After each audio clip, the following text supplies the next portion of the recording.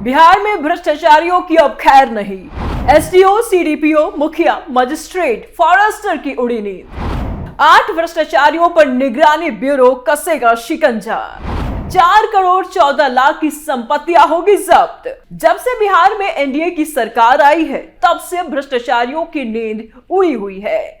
ताबड़तोड़ बिहार के भ्रष्टाचारियों पर नकेल कसे जा रहे हैं और इसी कड़ी में बिहार में भ्रष्टाचार के खिलाफ कार्रवाई की जा रही है। निगरानी अन्वेषण ब्यूरो ने सख्त रुख अपनाया है। 8 भ्रष्टाचारियों की 4 करोड़ 14 लाख रुपए से अधिक की अवैध संपत्तियों को राजसात करने का प्रस्ताव संबंधित प्राधिकार को भेजा गया है। नमस्कार, मैं हूं निश्चित दुबे और आप देख रहे हैं कैपिटल टीवी बिहार। बिहार में भ्रष्टाचार के खिलाफ चल रही सख्त कार्रवाई के तहत निगरानी अन्वेषण ब्यूरो ने एक बड़ा कदम उठाया है। ब्यूरो ने 8 भ्रष्टाचारियों की कुल 4 करोड़ 14 लाख रुपए से अधिक की चल अचल संपत्तियों को राजसात करने का प्रस्ताव संबंधित प्राधिकार को भेज दिया है। प्राधिकार स्तर से अधिसूचना जारी होते ही इन संपत्तियों को विधिवत राज्य सरकार के अधीन सौंपने की प्रक्रिया शुरू कर दी जाएगी। निगरानी ब्यूरो से मिली जानकारी के अनुसार जिन 8 आरोपियों की संपत्तियां राजसात किए जाने का प्रस्ताव भेजा गया है, उनमें विभिन्न विभागों के वरिष्ठ पदों पर रहे अधिकारी और जनप्रतिनिधि शामिल हैं। इनमें 2 तत्कालीन मुखिया, 1 अधीक्षण अभियंता, 1 न्यायिक दंडाधिकारी और 1 फॉरेस्ट रेंज ऑफिसर और 1 अनुमंडल पदाधिकारी शामिल है। 1 टैक्स दरोगा भी शामिल है और एसडीपीओ भी इसमें शामिल है। इन सभी के विरुद्ध वर्ष 2012 से 2019 के बीच भ्रष्टाचार के गंभीर मामले दर्ज किए गए थे। किन किन अधिकारियों की संपत्ति होगी जब्त? चलिए अब जानते हैं किन किन अधिकारियों की चैन छिनने वाले हैं। तो इस कड़ी में लखीसराय के तत्कालीन forest range officer Dilip Kumar पहले नंबर पर हैं, जिनके ऊपर वर्ष 2012 में भ्रष्टाचार का मामला दर्ज किया गया था। जांच में उनके पास आय से अधिक संपत्ति पाई गई, जिसके बाद उनकी तकरीबन 88,25,000 रुपए की संपत्तियों को राजसात करने का प्रस्ताव भेजा गया है। हथुआ अनुमंडल के तत्कालीन एसडीओ विजय प्रताप सिंह 62,35,000 रुपए की इनकी भी संपत्तियां जब्त होगी। इधर गोपालगंज के हथुआ अनुमंडल के तत्कालीन एसडीओ विजय प्रताप सिंह की 62,35,000 रुपए की संपत्तियों को जब्त करने की प्रक्रिया शुरू की गई है। विजय प्रताप सिंह गोपालगंज में अपर समाहर्ता तथा दरभंगा प्रमंडलीय आयुक्त कार्यालय में भी आयुक्त के सचिव पद पर भी रह चुके हैं और इनके विरुद्ध वर्ष 2015 में भ्रष्टाचार के 3 अलग अलग मामले दर्ज किए गए थे। जनप्रतिनिधियों पर भी गिरी गाज। निगरानी ब्यूरो की नजरों में जनप्रतिनिधि भी खटक रहे हैं। पश्चिम चंपारण जिले के लौरिया प्रखंड के राजमरिया पकड़ी ग्राम पंचायत के तत्कालीन मुखिया मैनेजर यादव की तकरीबन 80 लाख और 4,000 रुपए की संपत्ति को राजसात करने का प्रस्ताव है। वही समस्तीपुर जिले की जितवरिया ग्राम पंचायत के तत्कालीन मुखिया प्रमोद कुमार राय की तकरीबन 3,71,000 रुपए की संपत्तियां भी जब्त की जाएगी। वरिष्ठ अधिकारियों पर कार्रवाई। ग्रामीण कार्य विभाग के तत्कालीन अधीक्षण अभियंता ओम प्रकाश मांझी की तकरीबन 90,75,000 रुपए की संपत्तियों को भी राजसात किए जाने का प्रस्ताव है। ओम प्रकाश मांझी को पहले ही राज्य सरकार की सेवा से बर्खास्त किया जा चुका है और अब उनकी अवैध संपत्तियों पर भी कानूनी शिकंजा कसा गया है। इसके अलावा दरभंगा के तत्कालीन न्यायिक दंडाधिकारी राकेश कुमार राय पर जुलाई 2019 में निगरानी द्वारा भ्रष्टाचार का मामला दर्ज किया गया था। उनके 41,12,000 रुपए की संपत्तियों को राजसात करने की अनुशंसा की गई है।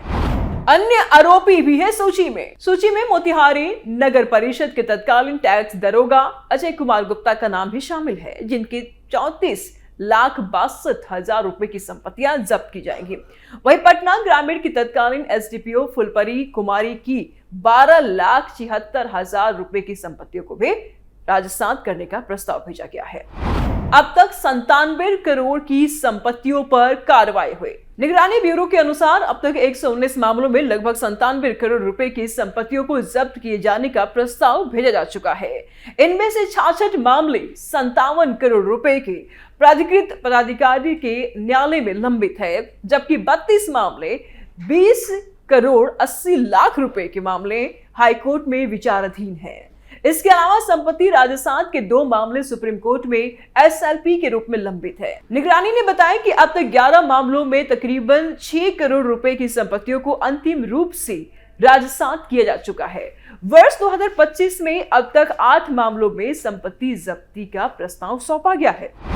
डीसी निगरानी का बयान। इस संबंध में निगरानी के डीसी जितेंद्र सिंह गंगवार का कहना है कि भ्रष्टाचारियों की अवैध संपत्तियों को जब्त कर राजसात करने की प्रक्रिया लगातार जारी है। उन्होंने स्पष्ट किया है कि कानून के दायरे में रहते हुए भ्रष्टाचार के खिलाफ ये अभियान आगे भी जारी रहेगा और दोषियों को किसी भी सूरत में बख्शा नहीं जाएगा। नए साल में बिहार में निगरानी ब्यूरो भ्रष्ट लोक सेवकों को दबोचने के साथ ही सजा दिलाने पर भी विशेष रूप से फोकस करेगा। भ्रष्टाचार के आरोप में पकड़े जाने वाले लोक सेवकों के खिलाफ कार्रवाई करने के साथ ही इन्हें समय पर सजा दिलाने के लिए हर स्तर पर प्रयास किए जाएंगे। इसके लिए निगरानी ब्यूरो में नए स्पीडी ट्रायल कोषांग का गठन जल्द कर लिया जाएगा और इसके अलावा डीए ट्रैप की कार्रवाई की गति बढ़ाने और उनके मामलों का निपटारा समय पर करने के लिए स्पीडी कोषांग का गठन होगा।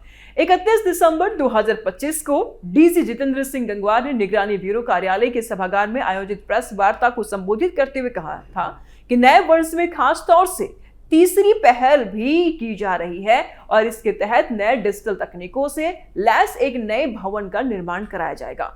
इसमें आधुनिक तरीके से जांच के संसाधन भी मौजूद होंगे। 2025 में औसतन 122 एफआईआर हुए दर्ज। डीजी जितेंद्र सिंह गंगवार ने आगे कहा कि वर्ष 2025 में निगरानी ब्यूरो की उपलब्धियां बेहतरीन रही है। पिछले 25 वर्ष के दौरान निगरानी में प्रतिवर्ष औसतन 72 से 73 एफआईआर होती थी, लेकिन 2025 में यह वार्षिक औसत बढ़कर के 122 एफआईआर हो गई है। यह वर्ष 30 दिसंबर को सबसे ज्यादा एक दिन में 20 एफआईआर दर्ज की गई है। अगर वर्ष भर का औसत देखें तो कुल कार्य दिवस में हर दूसरे दिन एक एफआईआर दर्ज की गई है। वहीं पिछले वर्ष 2024 में महज 15 एफआईआर दर्ज की गई थी। घूस लेते रंगे हाथ पकड़े जाने के कितने मामले? उन्होंने बताया था कि वर्ष 2025 में करीब 8 गुना ज्यादा मामले दर्ज कर कार्रवाई की गई। सबसे ज्यादा हुई ट्रैप की कार्रवाई। जितेंद्र सिंह गंगवार ने बताया कि इस वर्ष जितने मामले दर्ज हुए हैं उसमें सबसे ज्यादा 101 एफआईआर सिर्फ ट्रैप यानी कि घूस लेते रंगे हाथ पकड़े जाने वाले लोक सेवकों से संबंधित दर्ज हुई है, यानी कि वो 2025 की बात कर रहे हैं। इसमें 107 भ्रष्ट लोक सेवकों को पकड़ा गया है, जिसमें 7 महिला पदाधिकारी और 6 बिचौलियां शामिल है।